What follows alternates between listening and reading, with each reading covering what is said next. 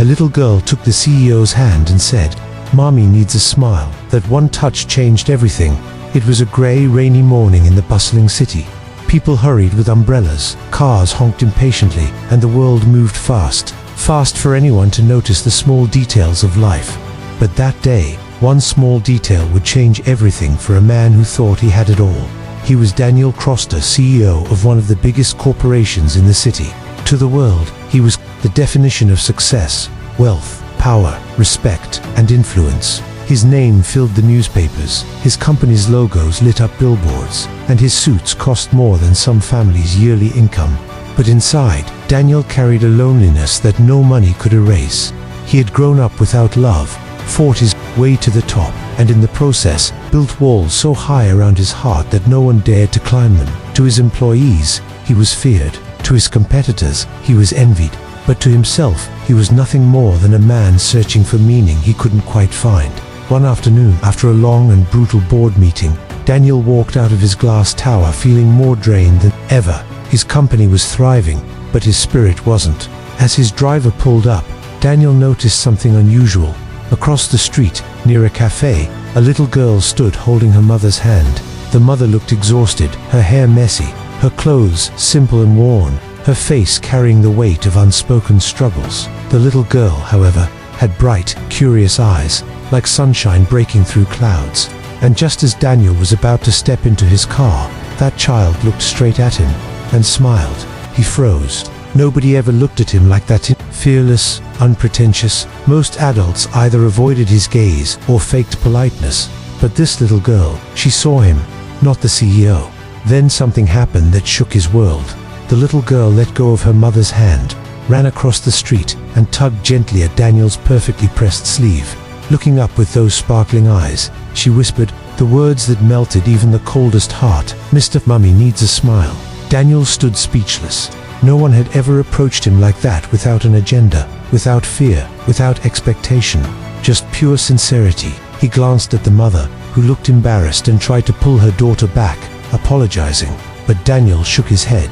For the first time in years, his lips curved upward into a genuine smile. The mother, watching this, was stunned. She whispered, "Sweetheart, let's go." But the girl held onto Daniel's hand tightly.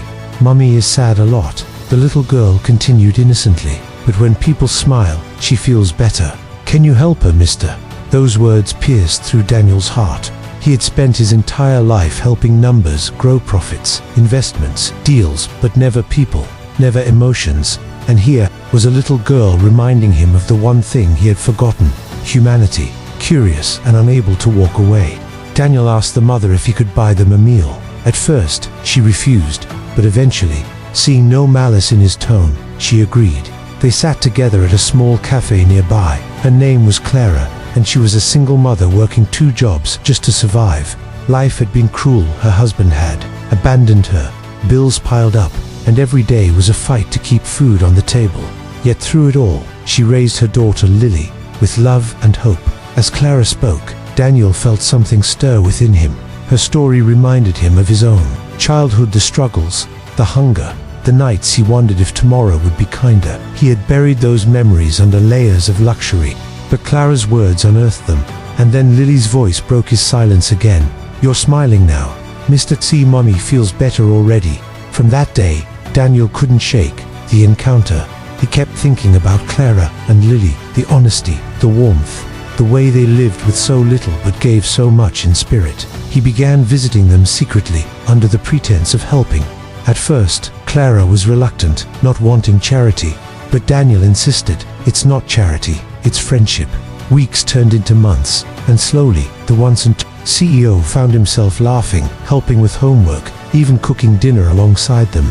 He realized that for the first time, he wasn't leading with money, he was leading with heart. But challenges came. Clara didn't want to depend on anyone.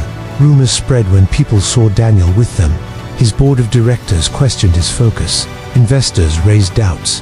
Daniel had to make a choice: cling to his cold empire or follow the warmth of a new life. And one night, when Clara broke down crying, saying, "I don't want to be someone's burden," Daniel took her hand the way her daughter once had taken his and whispered, "You're not a burden.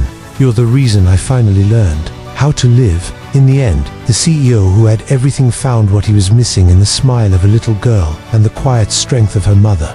His company didn't fall apart. In fact, it grew stronger because he began leading with empathy, not ego. Employees noticed the change. Investors admired his vision. And most importantly, Daniel learned that true success wasn't about the wealth you hold in your hands, but the love you hold in your heart. Final inspiring message. Sometimes, the world teaches us that power and money are the greatest achievements. But in truth, a child's simple words, a mother's quiet courage, and one shared smile can heal wounds deeper than fortune ever could. Life changes when we choose compassion over ambition, humanity over ego, and love over fear.